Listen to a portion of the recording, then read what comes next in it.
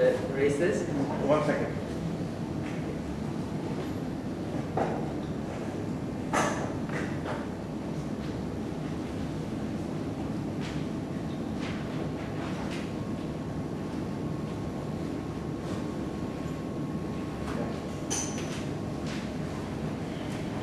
Everyone got it?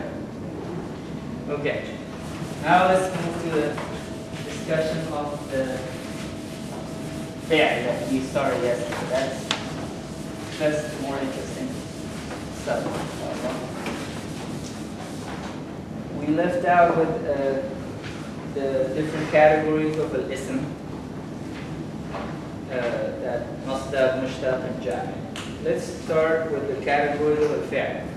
Let's review a little bit again that in Arabic, in any word that you have, the number of the letters and the root word is always known. You always know which letters belong to the root word and which ones are extra. So if you have the root word of, say, learn, right, in English, you can trace it back to learn, right? And then probably that have another root word. But here at least you know that the original word is learn, L-E-A-R-N, and the I-N-G is something that has been attached to it, affixed to it, so that it can have a different meaning. It is now a noun, and learn is a verb. So this is in English, but we cannot always be certain how many letters will belong to the root word. Here, the root word, if we take learn to be the root word, it is 5 letters. But another verb can have a number of more letters, so it's not precise. But in Arabic, it is precise. And each word that you have, you know exactly how many letters belong to the root word and how many are extra. Once you find the root letters, anything else is extra. Example that we referred to time and again yesterday was ta'lim. The root word for this is ilm. And we will learn the rules later, how we know this and how we derive this.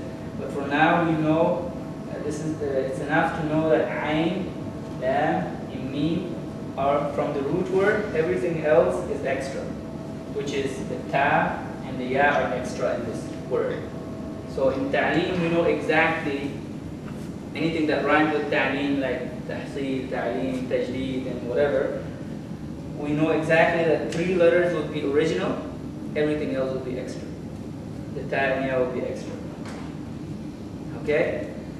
So, in order to weigh this and to scale this, they use fa, ayn, lam. They use against the root letters fa and ayn and lam. So anything that falls against fa, ayn, and lam will belong to the root word. Anything that will be outside of these 3 will be extra. So in this case, ayn falls, since this is the first letter of the root word, it falls against the fa. Lam against the ayn, and mim against the lam. So we pick ayn, lam, mim here. Ayn, lam, and mim. Those are the root words. And then the second thing to do is, the first one goes against fa, the second against ayn, the third one against lam. They use this fa, ayn, lam as a formula, as a scale, to find out which letters are the root words. So suppose you were given ta'lim. If you know some rules and you know you don't even have to know this to know which one would be the root words. Okay? So given a word that you don't even know the meaning of, you can derive this form by knowing this rule. And then in that word you will know exactly which letters belong to the original root word. This is what we discussed yesterday. So the people who just came today, do they have? Yes. What is goes on the right. Yeah, that's the complicated thing here.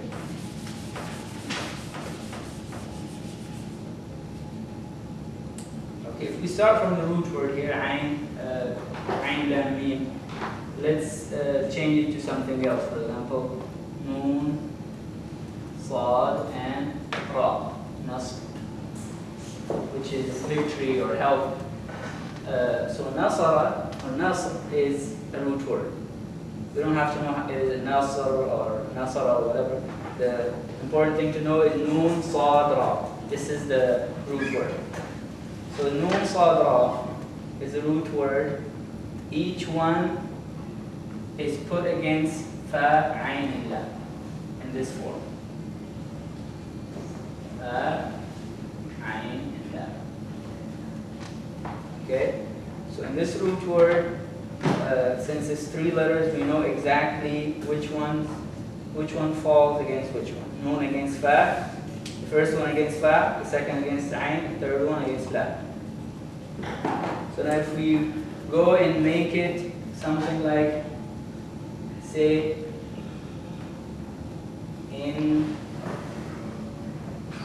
intisar, for example. Intisar, if you know some rules of as-sarf, which we will learn later inshallah, you would know that here the root words are noon, sad, and ra.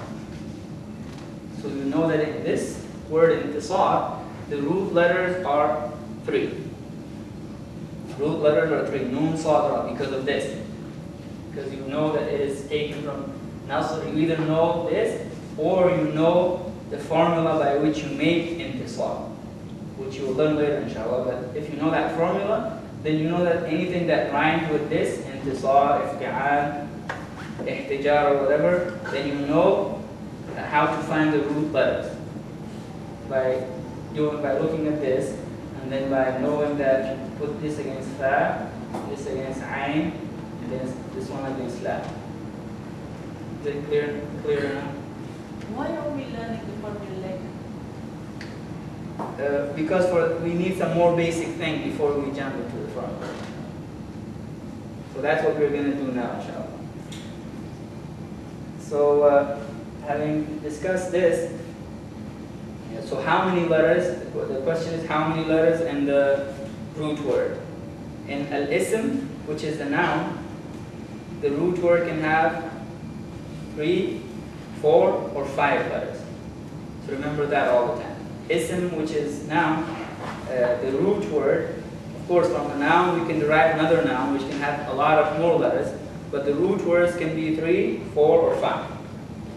So that's as far as ism is concerned. For fi'l, which is the verb, which shows action, the root word can have 3 or 4 letters. No more, no less. So any fi'l, any verb in English will only have 3 original root letters or 4. No more, no less. All the time.